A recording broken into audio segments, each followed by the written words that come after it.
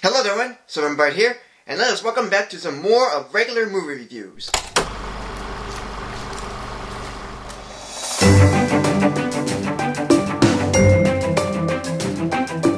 Well, you may remember that when I reviewed Alpha Omega, I happened to enjoy that film quite a lot. And being that that film was produced by Richard Rich, I thought it'd be nice to review one of the movies he directed, and one that brought up a few direct-to-DVD sequels.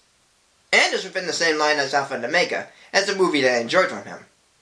And of course the film is known as The Swan Princess. The movie is based, though a bit loosely, on the story and ballet of Swan Lake. Though Tchaikovsky's music isn't used in this, and even if it was, then the film would have been sad and even a downer. King William and Queen Uberta have decided to join their lands with each other by having William's daughter, Odette, and Uberta's son, Derek, to get to know each other and even get married. But a sorcerer named Rothbart attacked William and taken Odette, putting a spell on her that changes her into a swan when the moon's light hits the lake. But Derek is determined to find Odette and her captor before the ball at his castle, where Uberta wants Derek to select a princess to be his bride, when all he wants is Odette. So what do you think of this movie? Well, I'd say it is fun and quite charming. Though, again, the songs aren't the best. I mean, they all have great melodies and some memorable lyrics, yet altogether, they don't work out for me when singing or thinking of the whole song. I don't know, something about non-Disney animated musicals. They just don't present that much in terms of catchy lyrics. So even if the songs aren't as memorable as the music to them, the characters would certainly work. Odette's a fine character, who mostly wants Derek to like her for herself than for her beauty. And while she does look good as a human, I kind of liked her as a swan more, which can also be said for Tiana and the Princess and the Frog, in that their animal forms are more likable to watch than their human forms. Now I'm not disrespecting the human form, it's just what I like. Derek's another fine character, and so are many of the others, which may have the same quality of fun or funny. But Rothbart's a pretty good villain, whom I've already talked about before, so there isn't much to talk about him.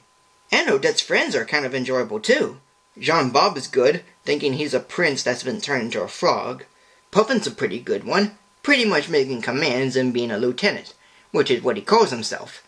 And Speed is good too, mostly getting his name for being faster than a normal turtle. And is it just me, or does Speed almost look like a rejected version of Littlefoot? I'm just saying it because they look similar. And these characters do have good actors voicing them. Jack Palance voices Rothbart, Howard McGillin voices Prince Derek, Michelle Nicastro voices Princess Odette, John Cleese voices Jean Bob, Stephen Wright voices Speed, Steve Vinovich voices Puffin, Mark Herlick voices Lord Rogers, Joel McKinnon Miller voices Bromley, Dakin Matthews voices King William, and Sandy Duncan voices Queen Uberta. As a whole, this movie is fun and quite charming. The characters are very good, the story is well made, the songs are quite good, and the animation would range from beautiful to funny, but it's still pretty good.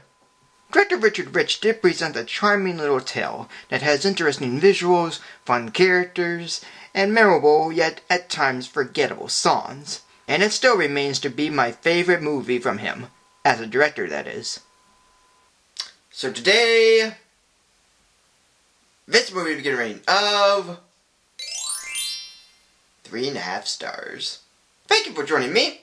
Like, comment, subscribe, follow me on Facebook or Twitter, and until next week for a new video.